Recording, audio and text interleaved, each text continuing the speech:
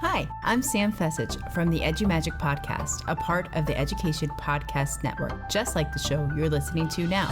Shows on the network are individually owned, and opinions expressed may not reflect others. Find other interesting education podcasts at edupodcastnetwork.com.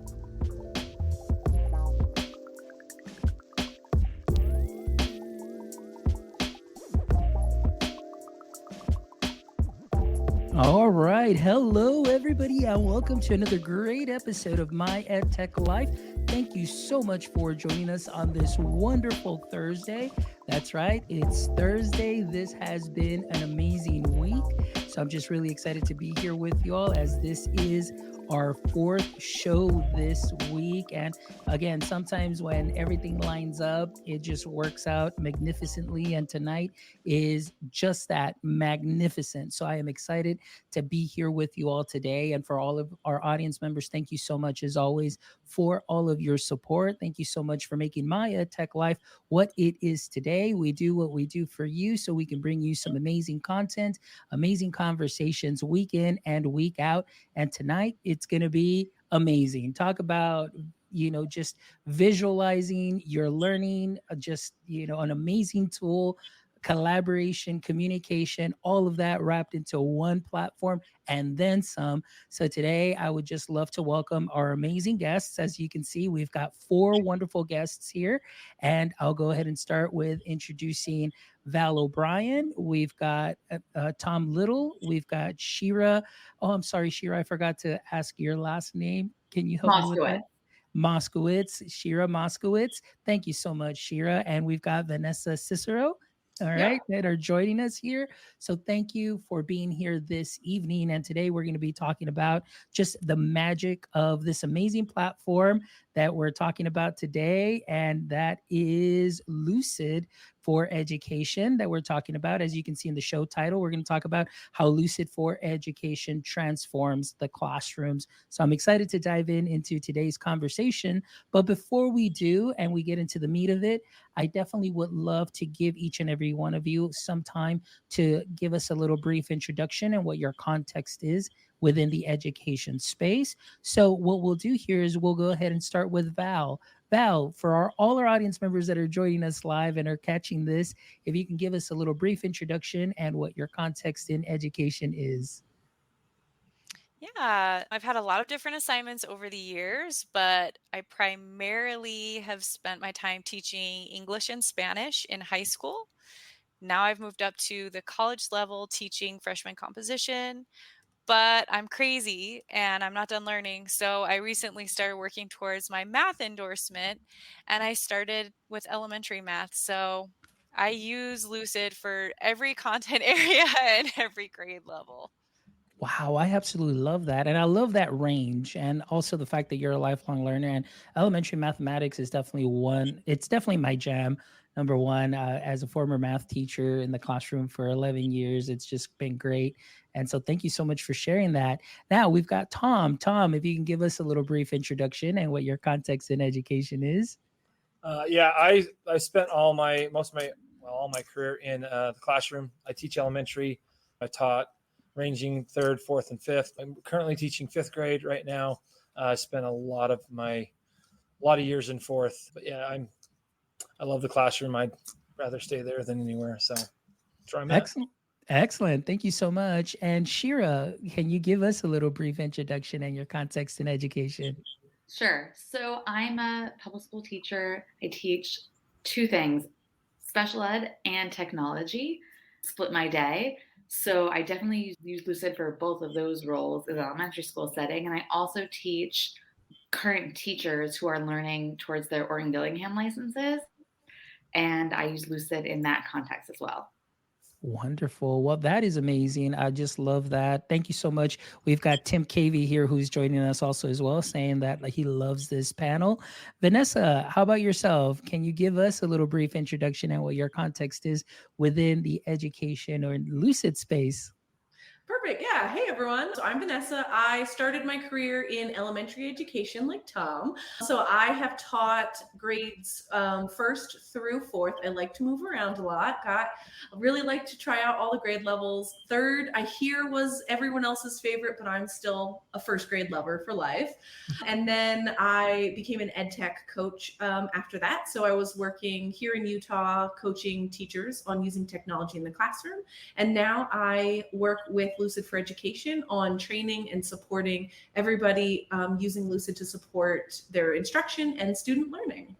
Excellent. Well, thank you so much, Vanessa. I appreciate you sharing that. And for myself, as far as elementary, my favorite grade was fifth grade. So I'm just throwing that out there. I did alternate between fifth and sixth. I did 3 years of high school also as well, but fifth grade was my jam. I really loved it there also. All right. Well, let's go ahead and dive in. And I love the fact that you all shared a little bit of how you use Lucid and obviously within the different grade levels and different positions and so on. And obviously, too, for you, Vanessa, just the fact that you're here also representing Lucid. I'm really excited because I know that you'll be able to share and answering any questions about Lucid and just how great it is, and also possibly any future integrations or obviously any updates to the platform. But let's go ahead and dive in as far as the first hand knowledge of usage, as far as when did you discover Lucid? How did you discover it?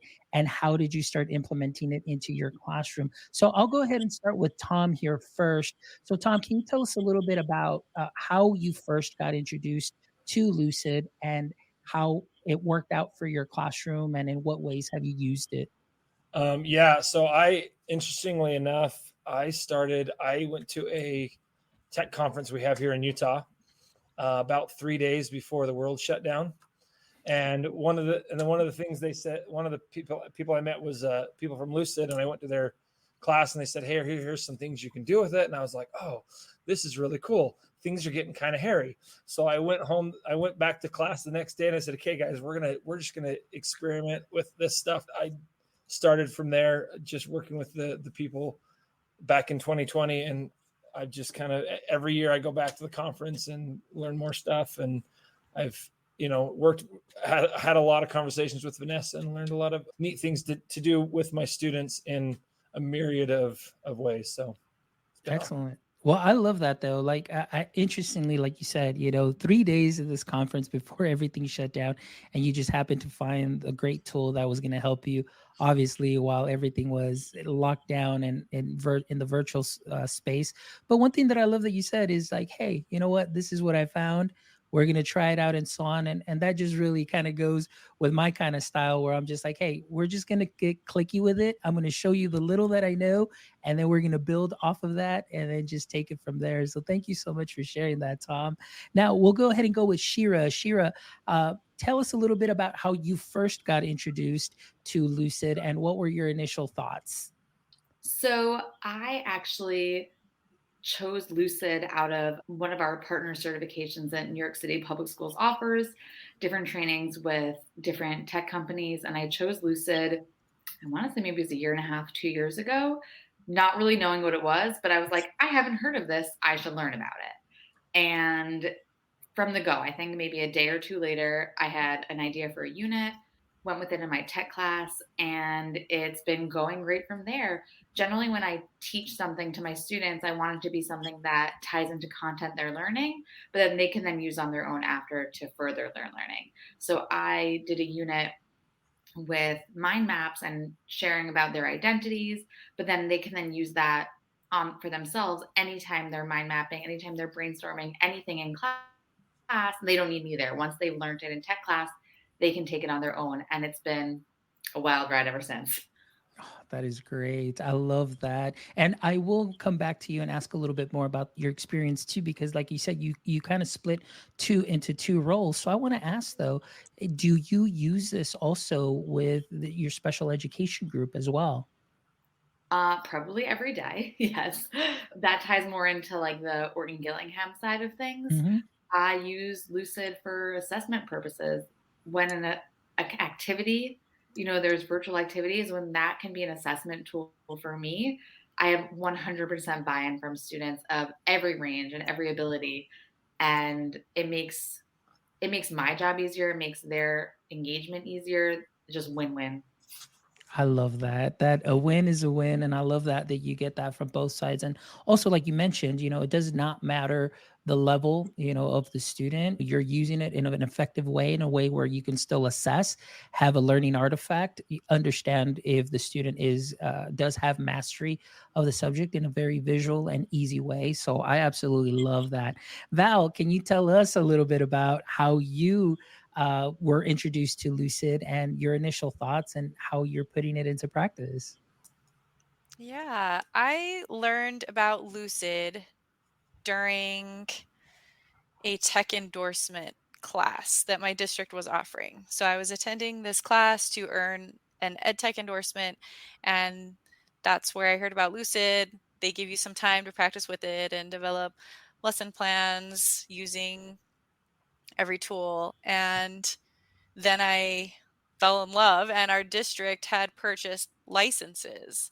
And so then once I knew how to use it, I just started using it with my students. And mind mapping was probably the first thing that we attempted. But once you get in there and you see the capability that this tool has, you start getting so many ideas of other ways you can use it.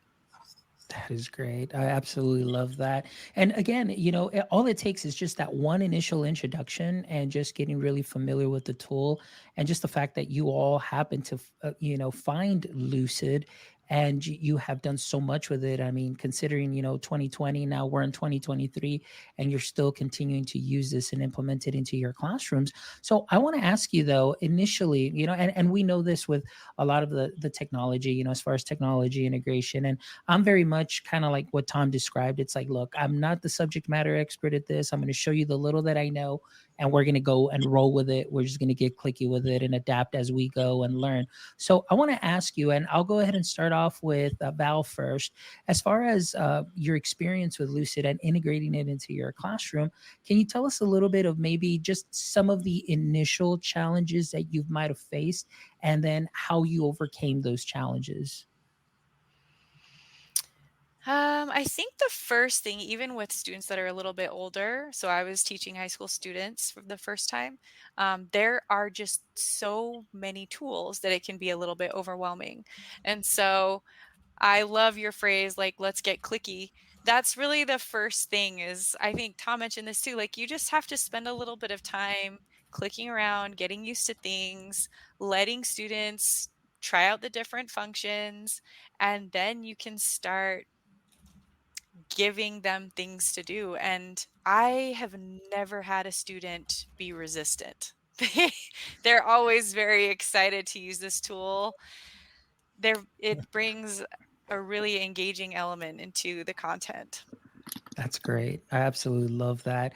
All right. So Tom, how about yourself? Initially I like I said, we just got clicky with it, and I'm sure that you and your kiddos took off with it. But what was some of the initial impressions from your students when they first saw Lucid and you introduced it to them, and then maybe just overcoming those hurdles that might have come, obviously with something new, and then just kind of growing from there? Yeah, I think that I kind of look at it. It's like a new toy. We open up the new toy and they just kind of go everywhere. And so that's the kind of thing I think for a lot of teachers when they first try something is things get messy. Like they're kind of everywhere and they're looking at this and look at that, and it if you don't step into it knowing that, things can really start to kind of fall apart and unravel. And there were some days where I'm like, well, this did not go how I thought it would. And so then I would email Vanessa or I would email someone else and I say, okay, I need a tweak or a fix here. And then we would soldier on. But students, they love it. I mean, whenever I say we're going to do Lucid and I have a shirt and they're like, hey, is that like they just recognize Lucid for what it is that thing we get to do that is fun. And so it's nice that I don't have to do too much to battle to get them to engage. It's then how do I channel their focus and we actually can be effective is kind of the struggle I oftentimes have. Oh, excellent. Well, thank you so much for sharing that. But I love that excitement, and especially with the group. And like you said, yes, I get that feeling. Now I like that. It's like a new toy that you're just unwrapping and you're just playing around and learning. So I love that. Now, Shira, I know you mentioned a little bit about how you're split into two roles, and you kind of mentioned a little, as far as the usage, how you're using it for assessment at all various grade levels and so on. But I want to ask you, also the same question, how did you discover it? Or actually the initial impression once you started introducing it to students, and maybe just how you overcame some of those barriers to get you to where you're at now with your students and the mind mapping activities and so on. Sure. So I think the biggest hurdle for us was, aside from like everyone else said, that there's this initial like press every button, and I build those into my units. There's just exploration, go for it, make a mess, get there. And then once we've done that, that's when I'll introduce, okay, this is what we're going to do. So my first unit in fifth grade is always about digital identity. And we get into lots of different components of their identities. And I ask them to break it apart and think for themselves, what are the important parts of their identities? What do they want people to know? We get into different things like privacy. What do you not share with the public? Lots of different components, but I ask them to just really think about themselves. And one of the biggest challenges that I can show, I have one of my students' mind maps here.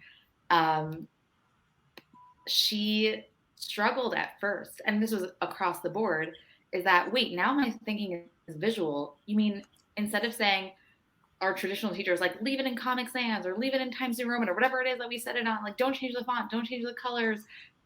I was like, wait, all some of your circles are really dark and I can't read your text. And she had to think back through, like, if I'm making my thinking visual and visible, it actually needs to be visible. So like thinking through that, it's not just in my brain going onto the screen. It's now, if other people are going to process it, what can I do?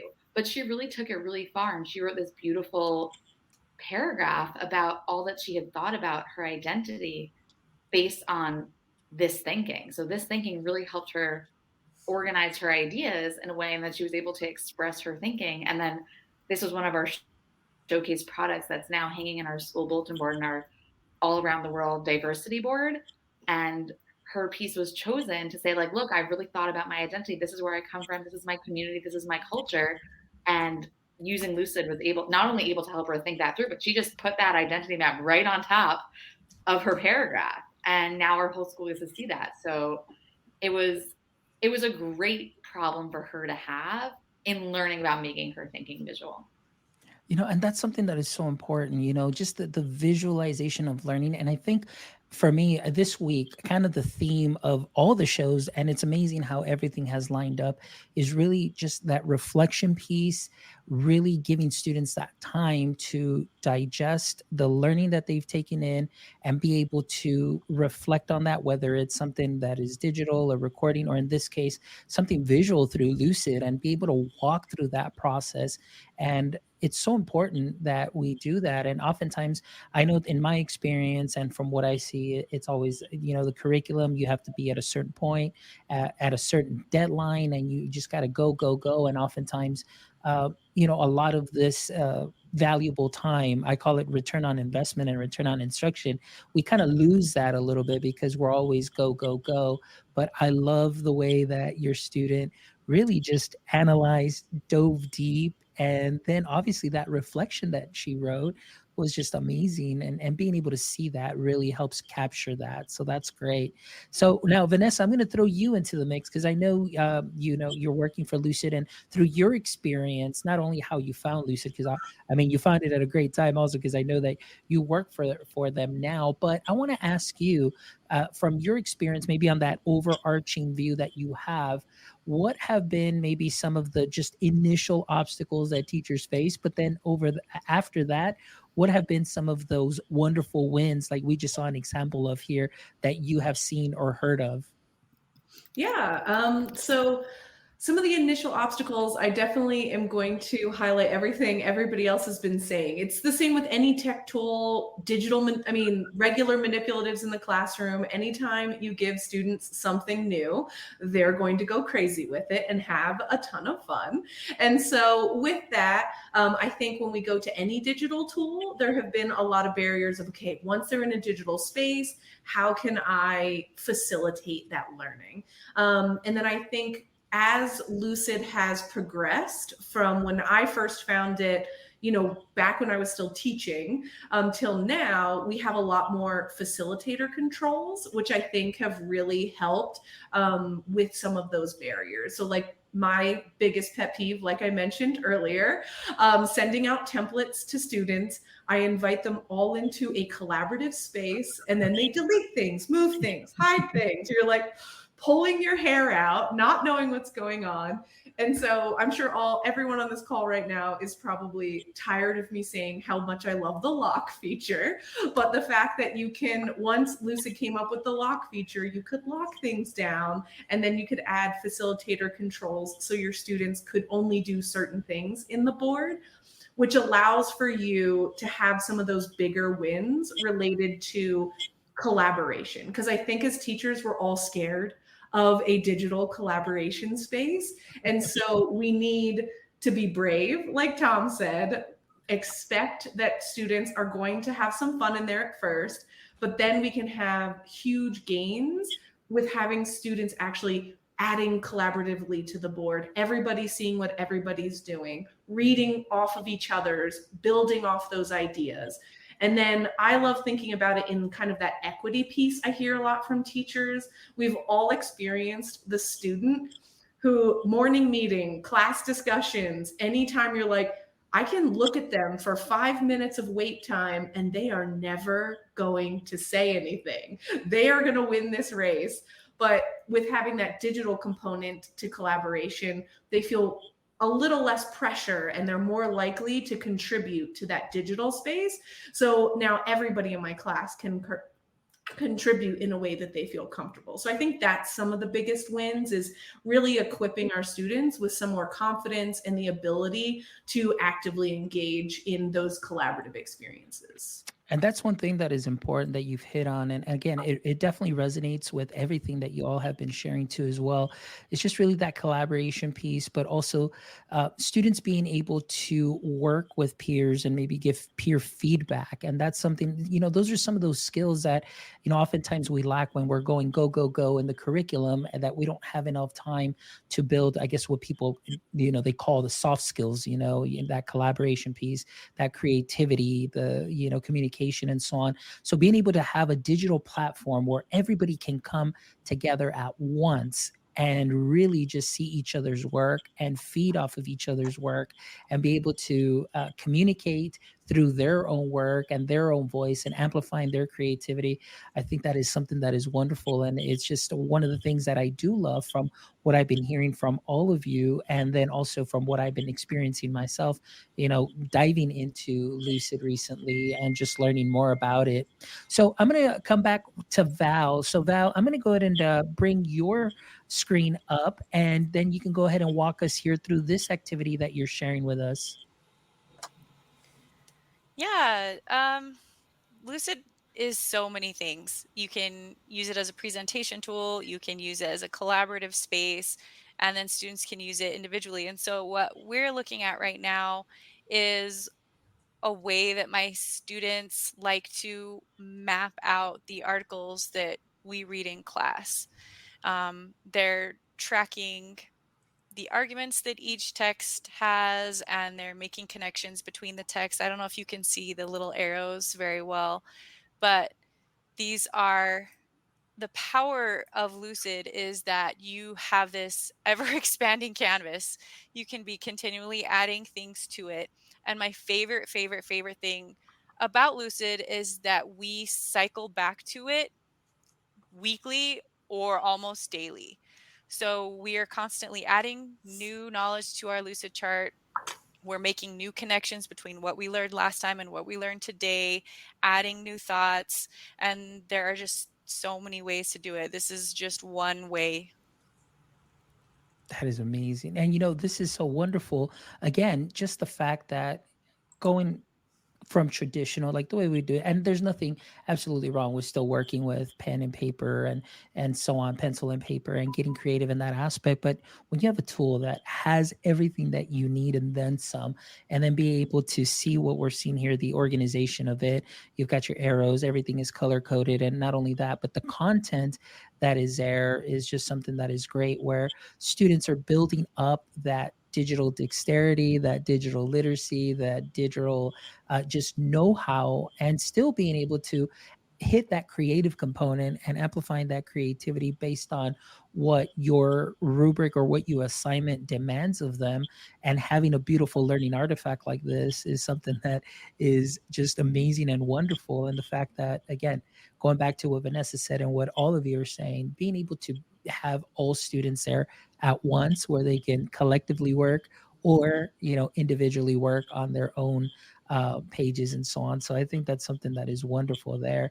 I'm just inspired because these are just some wonderful ideas that not only I'm getting, but also our audience members that are learning here today about what can be done. So now I know I talked a little bit about that creativity and that component of digital literacy. So I want to ask, and I'll go ahead and start with Tom. I'll start with you first. How have you seen the use of Lucid throughout the years, or maybe even just from the beginning of the year to the end of the year with any particular class that you may have had?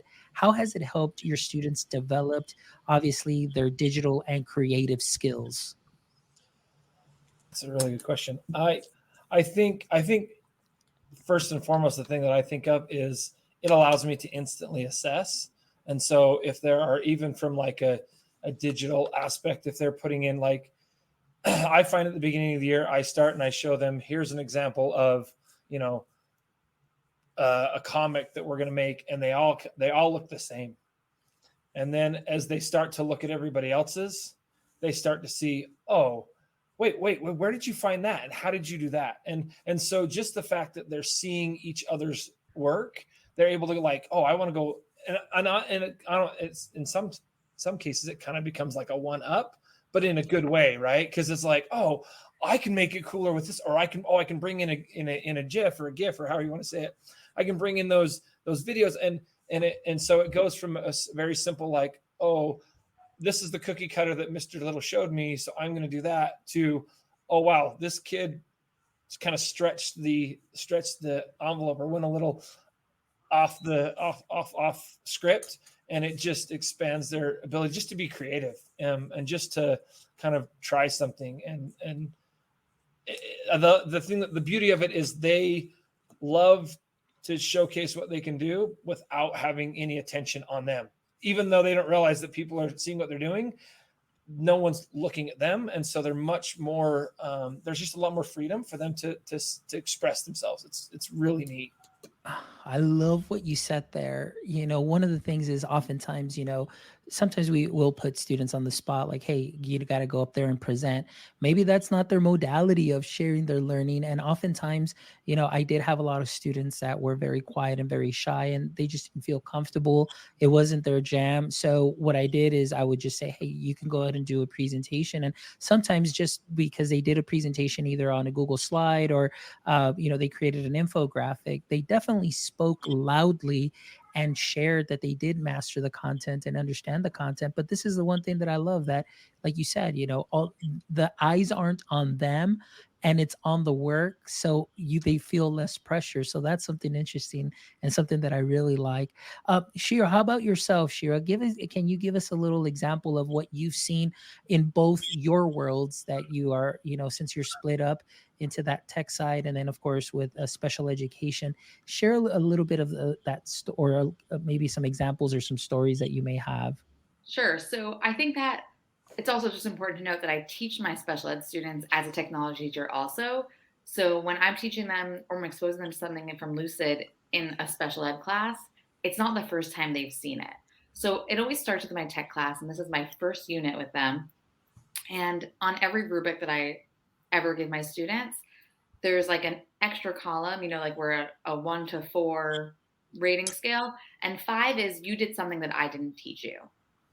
So you took that initiative, you explored, and you found something to incorporate and make your work better that I didn't even mention. And there's always going to be more buttons, more features, more whatever it is that I can't teach them. So if they take that initiative themselves and they go find it and they use it, then that's great. And the next step is for them to become an expert. So what happens next is that my students are then saying, hey, I know how to do this thing. Either it's something that I taught them that they really know how to do well, or it's something I didn't teach that they know how to do really well, and them taking that ownership. So maybe that student that can't do math, they have a visual processing disability, they have a language based disability. You know what I mean? That there's so much else going on for them, but they are an expert in adding comments to give feedback. They know how to do that really well. So when someone is stuck, they know I can find student A, and student A is an expert. And maybe student A is not an expert in anything else in class that year, but they're an expert in this. And it slowly, as they build expertise in different areas, it takes the teaching time away from me. Say, okay, listen, we're going to talk about comments today, but so-and-so is an expert. And maybe in the beginning of the year, when we do those identity maps, they're still really timid and they're still just, they're not getting up in front of the class. But by the end of the year, everyone has found an expertise in something that they know really well, and they can get up and talk.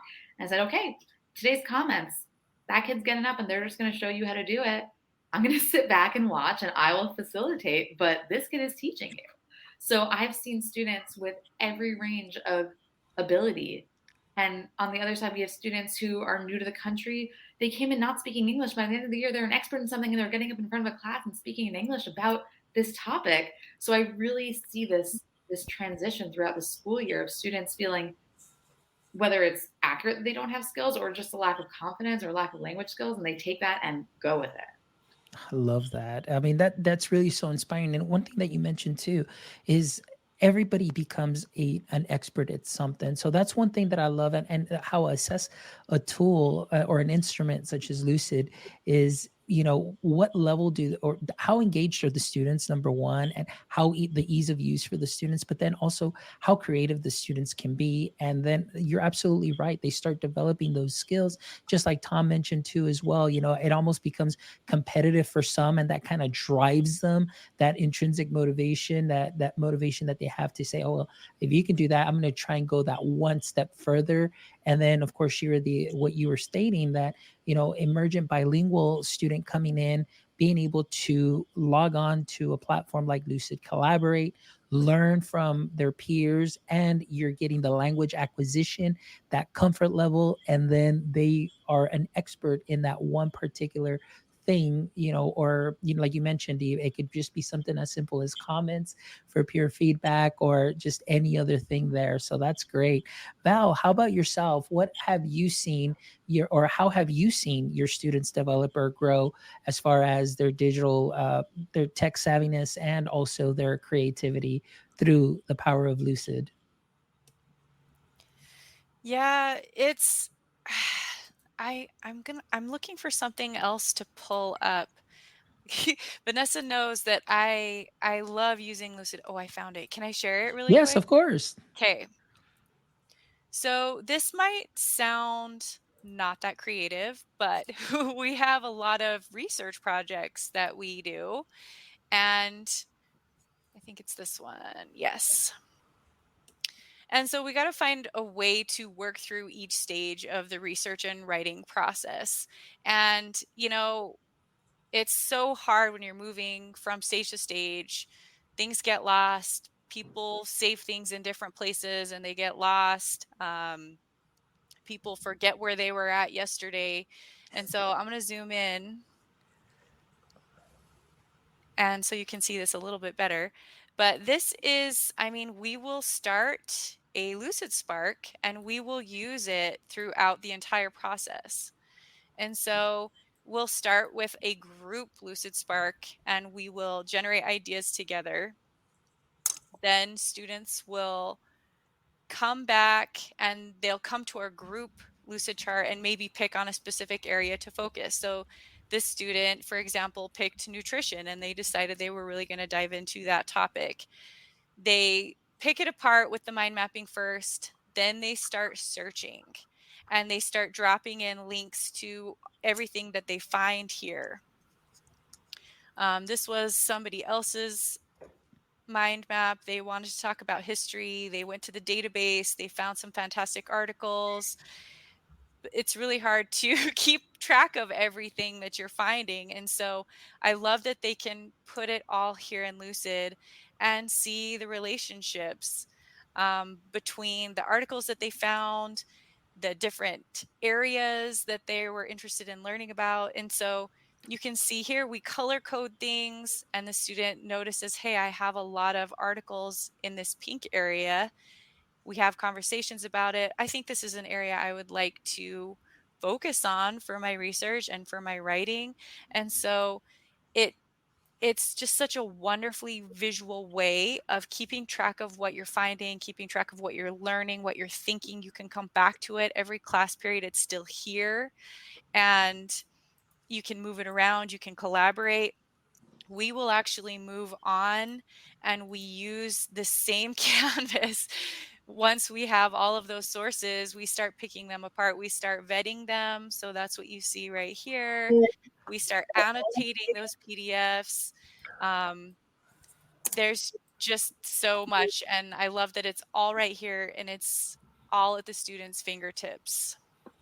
Wow, that is amazing, Val. I mean, and this is what I love about this. And Vanessa, I'm going to come to you in just a second, but I mean, from what I'm seeing is at every grade level and at every level of student and just what is available, I mean, excuse me, what can be done through here is just amazing.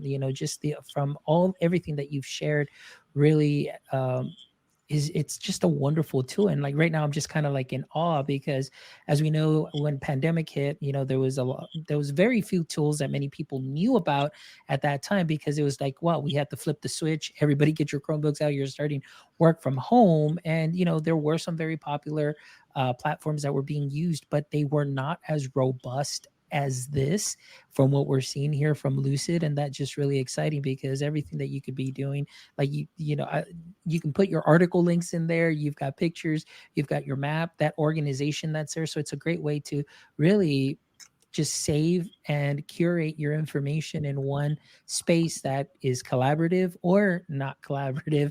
But this is just amazing and wonderful. So Vanessa, I want to come to you now too, and very in a similar question, before we talk a little bit more and dive in a little bit more into Lucid, but just what have you seen or heard, obviously from the teachers, such as wonderful, I mean, we've got some wonderful representation here with Val, with Tom, and with Shira, but from anywhere else, what are some ways that maybe teachers have seen that creative or the creativity component grow within their students while using Lucid? Yeah, and so this kind of comes back. I was working with a district a month or so ago, and we mapped out a project for visualizing math specifically in the classroom. So taking math, and Val also has been working in this area too. So she has some really great content. But what the students are doing is we started kind of like with that gradual release. So we made several different stages where we started with visual activities that are only drag and drop. So they're showing, like, they're using counters to show 2 + 3 = 5. And so all they're doing is dragging and dropping at that point. And then in stage 2, the students it's getting a little bit more in depth where they have a problem, and the students then are using the images to create their own picture of that, of whatever the problem might be. So they're visualizing now 3 + 4. So maybe 3 elephants and 4 zebras, and then they can pull those out from the image search and visualize that problem, all the way to, hey, I want you to now create your own problem showing addition and subtraction. So nothing, like, I'm not telling you anything. I want you to create something, and I want you to show me how you go from point A to point B. So like when you get more complicated with multiplication, there might be more steps. And so kind of visualizing and mapping out each of those. So kind of, I think what they're seeing is really enjoying being able to go from an easier stage all the way up through to that true creative stage where they're kind of taking ownership and creating something to show what they're learning. Love it. Love it. Tom, I'm going to come back to you because I know you also have an artifact here to share with us as far as math is concerned. So tell us a little bit about it here. So math is primarily what I started using it for and what I use it for. And I've been trying to get my kids to visualize decimals and how place value works. And so yesterday I thought, I'm going to use Lucid, and I found it's not an endless canvas, but it goes pretty big. So I started and I said, guys, this is a 1, right? And then I said, if we take these pieces and we make 10 of them, we get a 10. And so then I expanded out and I said tens. And then I said, if we get 10 of those, and they're like, yeah, we know that it goes to hundreds. And so I'm like, this is what 100 would look like, this little square here. And then I said, if we have 10 of those, and so on. And then I said, okay, but now we're talking decimals. What happens when we go back to this? And so I zoomed back. I went back in and I said, okay, here's where we're at. And this is the thing that kids get into. So I hit the screen and I zoomed in and I said, okay, the reason it's called a tenth is because there's 10 of them. So they could visually see that as I took these 10 and lined it up with the 1, it fit. And then I went and said, okay, well, this is what 100th would look like.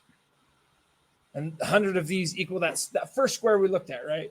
And then kids being kids, well, can we go smaller? So then we went and I said, yeah. So we made a 1,000th and a 10,000th.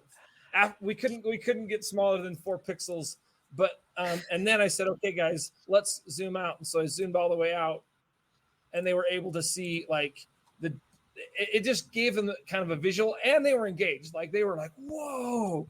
So, sometimes it's not even just we're all collaborating. Sometimes it's, okay, guys, I need you to be able to see, and I can't do that on, a little presentation slide. I have to have this immense, expansive, what do they call? I can't remember what we call it, but this expansive platform where I can, go big and go small. And it was so fun to see their eyes go, oh, what? Because this is the first time I've used it for this, but it was just, I'm like, this is it. That's it. And it's those little moments, like you said, that light bulb goes off because they're visualizing the math. But you hit on a couple of things here, Tom, that I want to mention is oftentimes we don't have tools like this, obviously, in the classroom, or maybe we don't think about using these tools or the technology in this way because it's like, hey, we're going to do the traditional pencil and paper because it's math, so you need to use erasers, or maybe there will be like a platform on a Chromebook, but you can't go deep like this. And I love the fact that you made the math visual. I'm a big proponent of concrete, pictorial, and abstract. So the fact that you were able to take it that way, where even though it was not necessarily concrete tactile, but it is a digital manipulative, and then they saw that pictorial aspect, and then that takes them to that abstract piece when you blew that out to say like, oh, like I get it.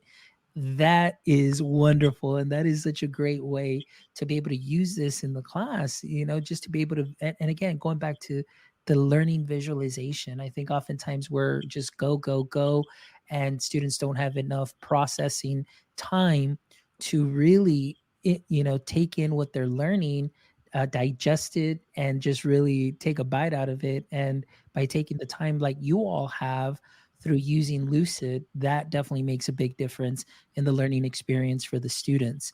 So before we kind of start wrapping up and everything, and then we'll get more, and Vanessa, I'll come back to you so we can, dive in deeper on your side as far as Lucid and what is coming up, and obviously understanding about knowing or talking about how Jamboard is going to be going away. And of course, we've got this wonderful platform like Lucid that it would be available. But my last question to all three of you, I want to ask you, because we've talked about how you're using this with students individually, or you're using it in that collaborative aspect. So I'll start with Shira. So Shira, I want to ask you, how have you seen, Lucid promote the collaboration in your class? How has it played out? And what impact have you seen possibly in the student relationships within your class setting? Well, I think that there's a really great component of the different ways to respond to people. So there's something as simple as adding an emoji, and there's adding a whole paragraph of text in a comment. And I think that allowing students different ways to respond to someone gives everyone a voice. So, with my wide range of students and their abilities, everyone being able to respond when we're talking, we're sorting through our ideas, classifying them, and someone disagrees with someone else. You have a constructive and real way for lots of different people to contribute to that conversation. So, I had a student last week who said that they disagreed with something when we were sorting, agree or disagree. And it was personal. So it wasn't like it was wrong, but like every student disagreed with them. They disagreed with the statement, everyone else agreed with it. And what I imagine my fifth grade class is going to be kids getting all loud and saying, no, I don't think. It was silent because everyone was so ferociously putting gifts in there, emojis, comments, and then he was writing back to some of them, and it was so engrossed and so engaged, and it was so productive. They heard him out, they read back, they commented back, they responded. Then some kids said, well, now I'm seeing his perspective. Maybe I no longer disagree. I disagree with this statement also. And the room was silent. There was not one student, because everyone was so ferocious, like, I needed to get back into this. And the classroom teacher, I push into the classroom when I teach technology. The classroom teacher came back in and said, they haven't been this quiet all day. What are they doing? I'm like, oh, they're really busy in conversation right now. Can we have another 5 minutes? And the teacher was like, yeah, I have to see this. The teacher logged on and saw what they were discussing back and forth. And to be honest, it was silly. It was not this like intense debate of like world peace or anything, but the kids were getting into it. And now they know how to use that tool. So when their teacher puts any sort of statement on there, they have the skills. So it built this really, really strong ethic around responding that gave them a way to do so productively. Oh, I love it. That is great. That's so great to hear. Val, how about yourself? What has been your experience? What have you seen within your classrooms, within your students, as far as the collaboration is concerned? I can echo everything Shira says. It's a game changer to have this canvas that students can all collaborate on, learning from each other. The shy students that would never ever confront or vocally contribute is all over the place, right? I think one of the other most valuable places I've been able to use Lucid, and it's been so powerful, is working with students in asynchronous environments. So there's a lot of online schools out there. A lot of students are working on their own from their own homes in isolation. And so these collaborative tools are so important to give them a chance to connect with their peers otherwise they're stuck in an echo chamber. And so when they get to interact with their peers on these docs, using chat on the side, using the emoji, using all of these gifts, it brings the class together. They aren't alone. They get to know each other through these workspaces, and it's amazing. It's hard to do that any other way. And so Lucid is really magical even in asynchronous environments. Love it. Thank you so much. And Tom, how about yourself? What has been your experience? I think the beauty of Lucid is it makes all those things that through trainings and things that I've said, do a gallery walk, or have a think pair share, or have all these things. It allows them to do it at their own pace and at their own level. Like, they may still need time to think, but they can see what everybody has shared after they've done their thinking. Or the gallery walk, they can stay at their desk and see everyone's work. Like, where if you're working in groups, I maybe have 4 or 5 kids at a group, but now we have 25 kids working on, or 30 kids that can see and collaborate. And it just allows them to share ideas so much more efficiently, where before it's, well, what does this one person think? And then everybody has this silent, or if they all chime in, it's noise. Where now if they chime in, they can read it and see it, or they can, like Shira said, they can share an emoji, or it just makes it what I think people have been trying to do actually plausible.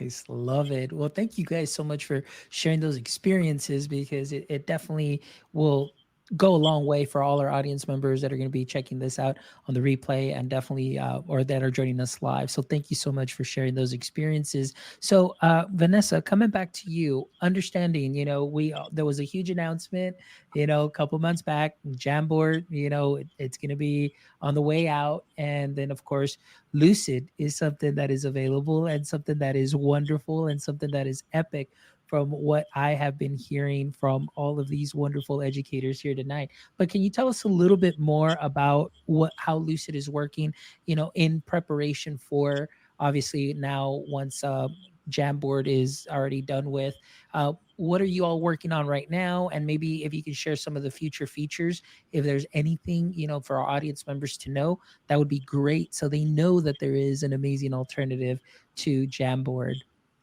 Perfect. Yeah. So I'll just go ahead and share my screen, hopefully. So you let me know if I've done this correctly. I'm just going to do my entire screen just to be safe. Everybody else is much better at this. Tell Vanessa to get it together, Vanessa. Okay. So are you seeing Lucid Spark?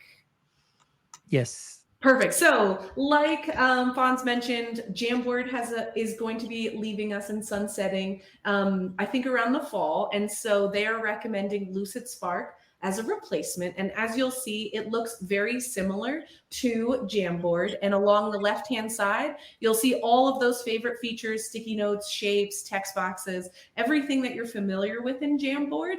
Plus, you have the timer, voting sessions, and breakout boards. So you'll get a lot of additional features like those facilitator controls, locking things, hiding things, showing the author of sticky notes. So you'll have a lot of additional features.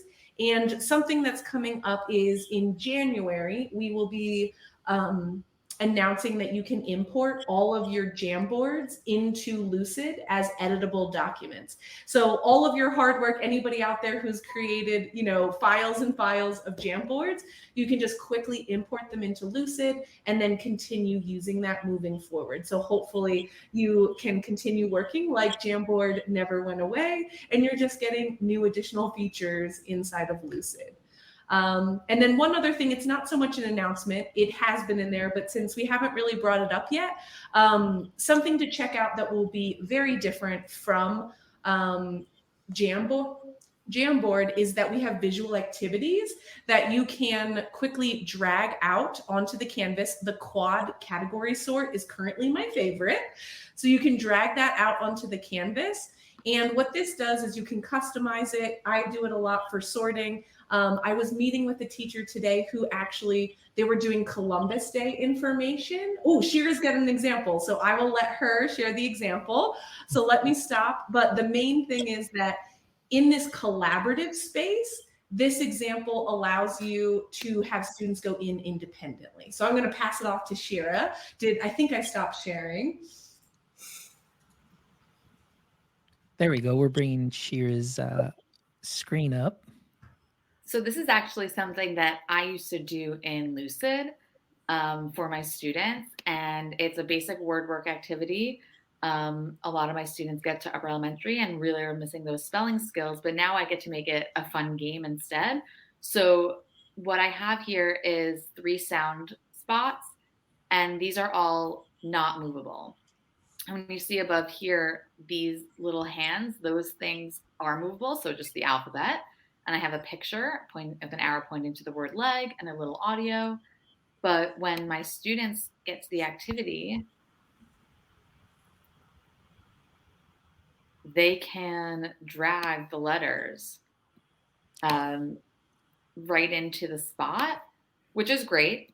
The cooler part is that after every student has completed it, we can view all of the responses. So most people thought that I would spell leg this way, and I'll see like a bunch of L's here, a bunch of E's here, and a bunch of G's here. But one student thought it was spelled with an O. So we'll see that one outlier, hanging out, and then we can use that as a discussion piece. Whereas before it would have just been, I would have to look at every student's screen individually, and then I would have to collect that data myself.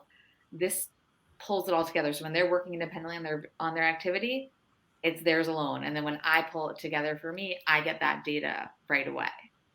That is amazing. And that's one thing that is very important, just quick, actionable data that you have right away on the spot, because for ourselves as educators, that really helps us fix any misconceptions and be able to just maybe have either that 2-minute little combo, or if you're seeing a small group that is having some issues, then you can adjust your delivery. Maybe it was just the way that was said, or have that quick conversation. So that way we keep everybody at that same level. So I think that is so powerful. Thank you so much for sharing that example, Shira. So, Vanessa, let's come back to you. I see here that you are sharing the screen with the Lucid Educator resources, which I know I've been sharing throughout the chat, and they will be in the show notes as well. So, tell us a little bit about what our educators will be able to find through here. Perfect. So this is kind of it, the Lucid for Education Educator Hub is our one-stop shop where you can access a ton of templates organized by content area. So you'll see in here we have, oops, I forgot, they changed the website on me. So when you scroll down, you'll see our toolkits. And so when you access the learning toolkits, these are organized by content area. So you can check those math manipulatives out, all of our science, ELA. So this is a great place to kind of get started and see how other people are using Lucid. And then back on our main page, that is the perfect place to go for any of those videos. You'll see videos from all of our wonderful educators on here today, sharing how they use Lucid, other classroom examples, a link to our educator community where we have educators sharing how they're using Lucid. So you can kind of share back and forth and hopefully learn and also give back so people can learn and grow, as well as some of our like self-paced training down at the bottom. So this would be our one-stop shop for kind of going after watching today. How can you get started? This would be my recommendation on where to go. Excellent, Vanessa. Thank you so much. Thank you so much, Val, Tom, Shira. I really appreciate y'all. Y'all have done an amazing, amazing job. I'm definitely in awe of what can be done. And I know that our educators that are out there, I know for many of them, when they heard the announcement that Jamboard was sunsetting and leaving, there was a panic. Everybody was like, what's going on? Trying to find alternatives. But here you go. Like today, guys, you definitely got your money's worth on the show, as far as what you can be done, what can be done through Lucid. And we have 3 amazing educators that shared how they're using it, how it has helped in their class, how it's helped collaboration, how it's helped the learning and to visualize the learning, and then some. And Vanessa also was sharing the amazing resources that are available.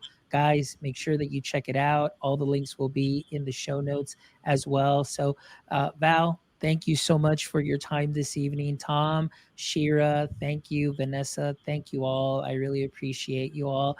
And normally I end the show with 3 questions, but because there's 4 of us, that may take a little bit longer, and I respect your time. So I'm going to ask just one of those 3 questions.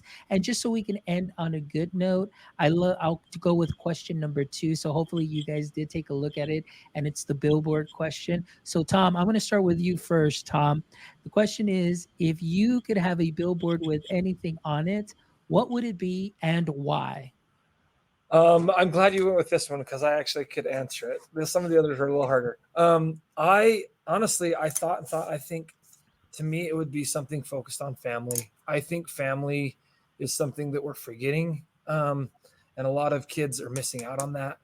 I realize it's not something you can sell, but it's something that I think is so important, especially for some of these kids that they break my heart because they need that love and that caring. We provide it at school, but it's so important at home as well. So something along that line. Perfect. Thank you, Tom. I really appreciate you sharing that and sharing your heart on that, because definitely it's something that we do need to take into consideration. Thank you. Val, we'll go to you, Val. If you could have a billboard with anything on it, what would it be and why? Mine is so corny, but it would be something like just keep trying. That's my only secret to success is that you just got to keep trying. Try again. You'll There get it. you go. Love it. I love it. And that kind of goes or echoes a little bit with one of the comments that Shira made in the show that I really love. And I'm going to go ahead and borrow that occasionally because I love what it says, make a mess and get there. So it's all kind of goes with like, hey, it's okay. Keep trying. Don't worry. We can overcome that. But I love that. So Shira, I want to ask you now, if you could have a billboard with anything on it, what would it be and why? I think something that I tell my students all the time, which is respect and protect people with different identities than you. The state of, I could say, like our school community, but also just our global community. If we just love people who look and felt a little bit different than us, we'd be in a better place. So I hope that that message can be in my virtual billboard right now. There you go. Excellent. Great answer. Thank you. And Vanessa, I'm going to go with you too. I know that Vanessa, you didn't expect that you were going to be on the show today, but I'm glad that you're here because like I always say, the more the merrier, and it definitely made for a great conversation. So I may be putting you on the spot here because you didn't think you'd be here, but I want to ask you, if you could have a billboard with anything on it, what would it be and why? Okay, so I have two answers. My funny answer and my real answer. So my funny answer is, of course, a billboard just full of funny dogs and cats, because anybody driving by, it's just going to make your life better. And so that is my funny response. And then my serious response would be that Teacher Appreciation Week should be every week, because now that I'm out of the classroom, I truly appreciate how hard teaching is, and just letting everybody know that this is a hard job, it is an important job, and I just can't appreciate teachers anymore, especially after everybody sharing today. I definitely got a little teary-eyed. So thank you for everything that you do. Absolutely. Thank you, Vanessa. And great answer. And again, Val, Shira, Tom, thank you so much for being here this evening. And thank you for being part of my podcasting journey. And I want to thank all our audience members. Tim, I know Tim stopped by, Tim KV, Teachers on Fire. So thank you so much. A special shout out to you. And for everybody that's going to be checking this out on the replay, whether it's through your favorite podcast player or on YouTube, please make sure that you visit our website at myedtech.life, myedtech.life, where you can check out this amazing episode and the other 249 wonderful episodes with educators, creators. We've got practitioners, entrepreneurs, solopreneurs, founders. We've got a little bit of everything for you. And I promise that you'll find an episode where you can take some knowledge nuggets from and sprinkle them onto what you are already doing great. So thank you so much for all of your support. And if you can, special favor, please jump over to our YouTube channel, give us a thumbs up, and subscribe to our channel. We're trying to get to 1,000 followers. That would definitely mean a lot. And also make sure you follow us on all socials at myedtechlive.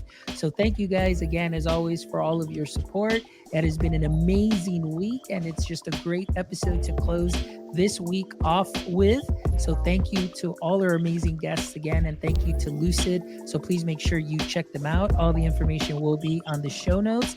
And as always, my friends, don't forget, until next time, stay techie.